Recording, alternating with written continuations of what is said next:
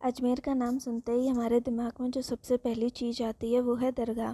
क्या है ना, हमारी हिंदी फिल्मों में इसे इतनी ज़्यादा बार दिखाया गया है कि कोई भी दुखियारा और ज़माने का सताया उस दरगाह पर जाता है तो उसकी झोली उसकी मनमांगी मुरादों से भर जाती है। अप्रैल 1992 में अजमेर के एक लोकल अखबार दैनिक नवज्योति में खबर छपी थी जिसने तहलका मचा दिया। खबर छापने वाले उस बहादुर रिपोर्टर का नाम था संतोष गुप्ता और वो खबर थी, अजमेर में स्कूल कॉलेज जाने वाली लगभग 250 लड़कियों का रेप या गैंग रेप, जिनमें से ज़्यादातर नाबालिग थीं। हम इस बारे में आज बात क्यों कर रहे हैं? क्योंकि कुछ दिन पहले ही इस घटना पर एक मूवी रिलीज़ की गई है, तो बात करना तो बनता है। आंकड़े आपको हर जगह अलग अलग मिलेंगे, कहीं 100, कहीं 150, कहीं 200, तो गिनती पर न जाकर कांड की भयावहता पर ध्यान दें। संतोष गुप्ता ने छानबीन करके अपनी खबर में जो सबूत दिए उसके आधार पर एफआईआर दर्ज हुई। कुल 18 आरोपी बनाए गए, जिनमें 3 मुख्य आरोपी थे। फारूक चिश्ती, अजमेर युवा कांग्रेस पार्टी के प्रेसिडेंट; नफीस चिश्ती, अजमेर भारतीय राष्ट्रीय कांग्रेस पार्टी के वाइस प्रेसिडेंट; अनवर चिश्ती, अजमेर भारतीय राष्ट्रीय कांग्रेस पार्टी के जॉइंट सेक्रेटरी। ये तीनों मुख्य आरोपी उस समय देश की सबसे पावरफुल पॉलिटिकल पार्टी के नेता होने के अलावा अजमेर दरगाह के खादिम यानी कि केयर टेकर भी थे। अब आप इनके इन्फ्लुएंस का अंदाज़ा लगा सकते हैं। खबर 1992 में सामने आई थी, जबकि ये कांड तो 1987 से चल रहा था। किसी ने आवाज़ नहीं उठाई। वजह इन आरोपियों की पॉलिटिकल पहुंच। सबसे पहले 1987 में फारूक चिश्ती ने सूफिया सीनियर सेकेंडरी स्कूल की एक नाबालिग छात्रा को अपनी बातों में फंसाया, उसके साथ संबंध बनाया और उस दौरान की कुछ आपत्तिजनक तस्वीरें खींच लीं। उन तस्वीरों का इस्तेमाल हुआ उस लड़की को ब्लैकमेल करके अपनी कुछ इच्छाएं पूरी करवाने में। जब चाहा, जहां चाहा, जिसके साथ चाहा, और कई बार तो एक साथ कई मर्दों के साथ उस लड़की को संबंध बनाने को मजबूर किया गया। इसके साथ ही फ़ोटो लीक करने का डर दिखाकर उसे इस बात के लिए भी मजबूर किया गया कि वो अपनी सहेली, रिश्तेदार और पड़ोस की लड़कियों को भी उसके पास लेकर आए। फिर उन नई लड़कियों के साथ भी यही सब दोहराया गया और उनसे भी नई लड़कियों को लाने को कहा गया। धीरे धीरे आंकड़ा 250 के पार पहुंच गया। 1987 से जारी यातनाओं का ये सिलसिला 1992 में तब सामने आया जब उन लड़कियों के फ़ोटो जिस फोटोग्राफी लैब में बनते थे वहां से कुछ तस्वीरें लीक हो गईं। शराफत का चूल्हा ओढ़े कई लोगों के पास उन लड़कियों के फ़ोटो पहुंच गए और अब वो लोग भी उन्हें संबंध बनाने का दबाव डालने लगे। और एक दिन ये फ़ोटो लगे संतोष गुप्ता के हाथ, जिस पर उन्होंने अपने अखबार में एक आर्टिकल लिखकर सभी लोगों को मामले से अवगत कराया। संतोष गुप्ता ने दावा किया था कि उनका आर्टिकल छपने से पहले ही पुलिस और अथॉरिटी को मामले के बारे में पता था, लेकिन क्योंकि आरोपी दरगाह और कांग्रेस से संबंधित थे तो उन्होंने मामले की अनदेखी की।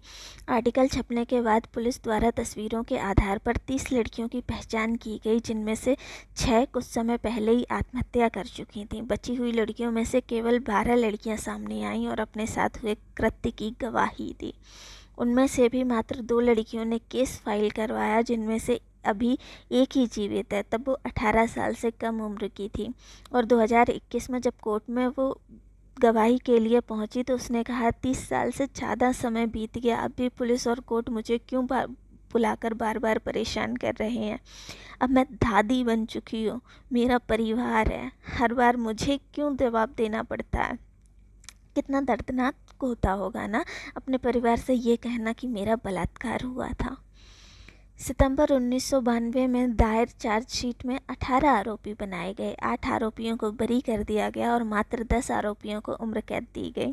2014 में राजस्थान हाईकोर्ट ने उनमें से भी 4 दोषियों को जमानत पर बाहर छोड़ दिया। मुख्य आरोपी फारूक चिश्ती को 2007 में दोषी माना गया था, लेकिन उसने पागलपन का नाटक किया और सिजोफ्रेनिया का मरीज मानकर हाईकोर्ट ने 2013 में उसे भी रिहा कर दिया।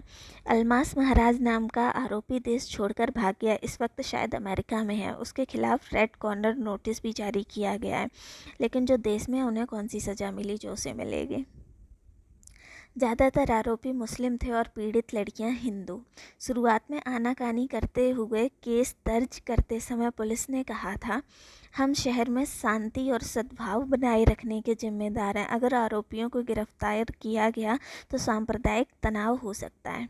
काश उनकी अंतरात्मा उनसे उस समय ये पूछ लेती कि अगर पुलिस शांति और सद्भाव बनाए रखने के लिए जिम्मेदार है तो न्याय के लिए कौन जिम्मेदार है। आरोपी बड़े रसूखदार लोग थे। पीड़ितों में से भी कई बड़े घरों की बेटियां थीं, लेकिन जब उन्होंने अपने साथ हुए अत्याचार पर घर में बताया तो अपनी बेटियों को न्याय दिलाने की कोशिशें करने की बजाय वही पुरानी घुट्टी पिलाई गई। दोबारा इस बारे में किसी से बात मत करना, वरना समाज में हमारी इज्जत क्या रह जाएगी। तुमसे शादी कौन करेगा, जो हुआ भूल जाओ। कभी कभी ना समझ नहीं आता लोगों की इज्जत उनकी बेटी बहनों से बढ़कर कैसे हो जाती है। कोई आपकी बेटी के शरीर को सालों तक नोचता रहा और आप उस जानवर को सज़ा दिलवाने की बजाय अपनी बेटी से कह रहे हैं कि सब भूल जाओ।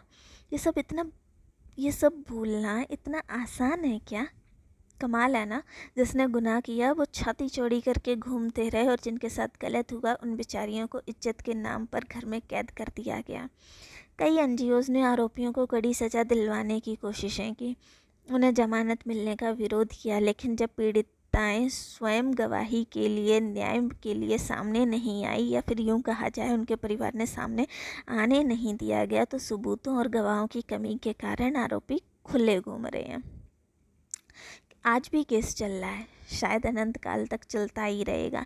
कोई हमारे न्यायाधीश और जांच एजेंसियों को बताए कि आपके द्वारा देर से दिया गया तथा कथित न्याय और कुछ भी हो, न्याय नहीं हो सकता। बाकी हम लोगों का क्या है, अभी मूवी रिलीज़ हुई है तो थोड़ा बहुत जानना पढ़ना चाहते हैं, 4-6 दिन में सब भूल जाएंगे। जब पुलिस और न्यायालय ने हाथ खड़े कर दिए हैं तो कोई डायरेक्टर किसी फिल्म में क्या ही दिखा पाएगा। सांप्रदायिक सौहार्द के नाम पर थोड़ी बहुत कहानी भी बदल दी जाएगी। सच से वैसे भी किसी को कोई लेना देना तो है नहीं। तो जाइए, हर बार की तरह इस बार भी समय बिताने के नाम पर 2 घंटे सिनेमा देख लीजिए। मूवी ख़त्म होते ही गर्दन झटक कर आप भी सब कुछ भूलकर चैन से सो जाइए, या फिर कूल डूड के अंदाज में कहिए, ऐसी फिल्में कौन देखता है यार। और मनी हिस्ट के अगले सीजन का इंतज़ार करिए। धन्यवाद।